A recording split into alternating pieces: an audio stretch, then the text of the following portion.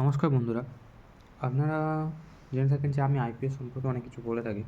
তো এখন যেটা ওপেন মার্কেটে ওপেন আছে সেটা হচ্ছে অ্যাজাক্স ইঞ্জিনিয়ারিং লিমিটেড।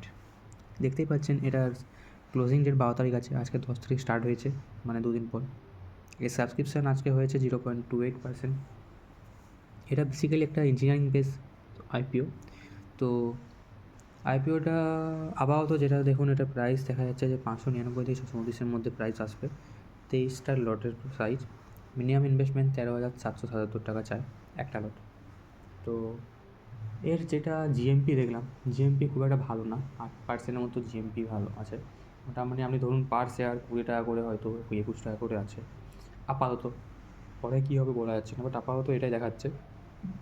তো সেই ক্ষেত্রে দাঁড়িয়ে যেটা মনে হয়, বিশাল কিছু ভালো আইপিও না, কারণ 20 টাকা মানে প্রতি এখানে লটের সাইজ হচ্ছে এখানে কম 23টা, যেখানে প্রাইসের সাইজটা অনেক বেশি করে দিয়েছে। তার জন্য আমরা মোটামুটি ধরুন 20 টাকা করে যদি আমরা মেনে চলি, 23 টাকা করে হলে 400-450 টাকার মতো কাছাকাছি একটা মাঝামাঝি একটা আসবে।